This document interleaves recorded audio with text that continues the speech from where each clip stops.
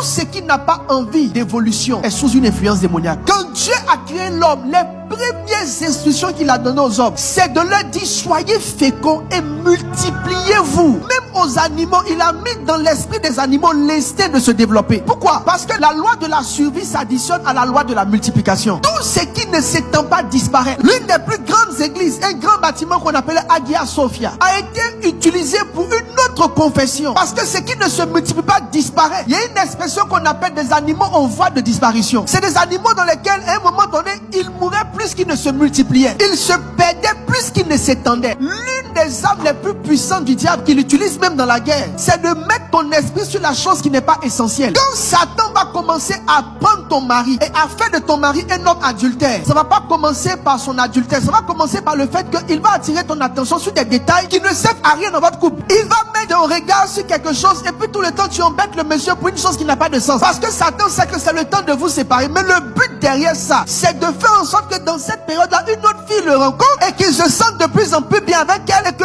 quand il vient à la maison, toi tu es tout dans les détails. Non, les là, c'est la première étape. Il y a une deuxième étape. Satan va tuer l'église en faisant en sorte que notre esprit soit sur des choses qui sont secondaires. Quand la Bible dit chercher premièrement, ça veut dire il y a un ordre. Si l'ordre est inversé, il y aura destruction. Quand l'église va chercher premièrement l'argent, l'église va disparaître. Quand l'église va chercher premièrement le mariage, l'église va disparaître. Quand l'église va chercher premièrement la promotion, l'église va disparaître. Parce que l'ordre a été inversé. Il a dit aux animaux, quand vous allez naître là, concentrez-vous sur une seule chose. Soyez féconds, multipliez-vous. Et puis aux hommes, il a dit soyez féconds, multipliez-vous. Il dit remplissez. Il dit si vous pouvez, assujettissez. Et puis il dit dominez. Pourquoi?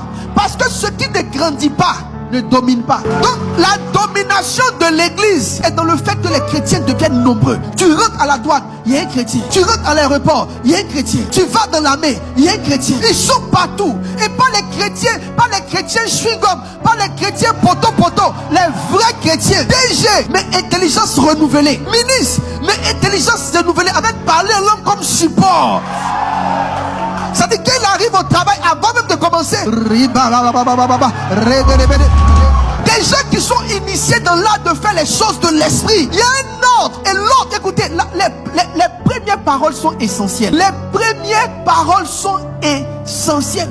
Un grand Dieu, il nous crée et puis il dit, regardez, mes amis, c'est comme s'il t'a dit, il t'a donné le code de ton existence. Il crée le gars et puis la première chose qu'il lui dit, il dit, regarde, aussi longtemps que tu es sur terre, assure-toi d'être fécond. C'est tout ce qu'il a dit. Et puis, quand tu vas faire, si ça marche, il faut multiplier.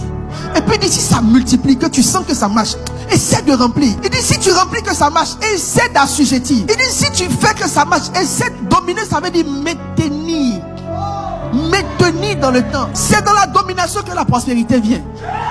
Ce n'est pas dans la quête de la prospérité. La prospérité des chrétiens, là, c'est établir un réseau plus large de personnes nées de nouveau. Ta prière à elle seule ne peut pas te rendre prospère. Pour que tu deviennes prospère, pour que la promesse de la prospérité de l'église arrive, il faut qu'il y ait beaucoup de chrétiens partout. Moi, je connais plusieurs chrétiens dans le monde des affaires qui peuvent avoir de gros marchés, mais il y a quelqu'un qui est quelque part qui bloque. Le marché est validé, c'est monté, quelqu'un a gommé le nom des gars. Mais le gars qui gomme là, il gomme parce que les gens qui ont le marché là, ils sont pas dans leur réseau. Donc, on dit gagner des âmes. Toi, tu penses que gagner des âmes là, c'est parce qu'on veut, non, c'est spirituel. Non, c'est gagner des âmes. Élever des chrétiens qui va faire que quand Dieu va nous disséminer partout, la domination va commencer à venir.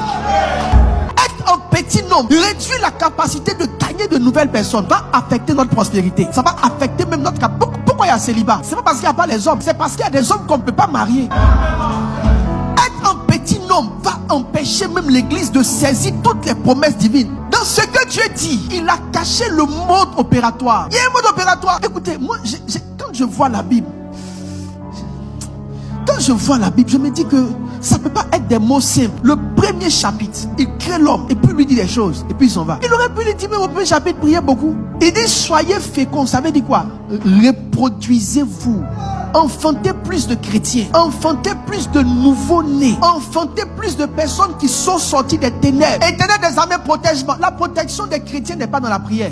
La protection des chrétiens est dans la multiplication des chrétiens. Il n'y a pas de justice dans ce monde. Il n'y a pas de justice dans ce monde. On peut te prendre et puis t'enfermer pour une chose que tu n'as pas fait, que tu n'as jamais fait. Ou bien juste parce que quelqu'un ne t'aime pas. La protection des chrétiens est dans le fait qu'on a... Vous savez que pour qu'on soit partout, il faut qu'on soit nombreux. En étant nombreux, même si on ne veut pas expansion, sera partout. La persécution arrive. Le temps va venir, ils vont vouloir nous prendre un à un pour nous jeter partout. Dans ce temps-là, le nom va faire que forcer, on aura des gens là-bas. Et quand les décisions vont venir, ils vont amortir. Donc quand tu dis Seigneur, protège-moi, la prière de la protection est cachée dans la croissance.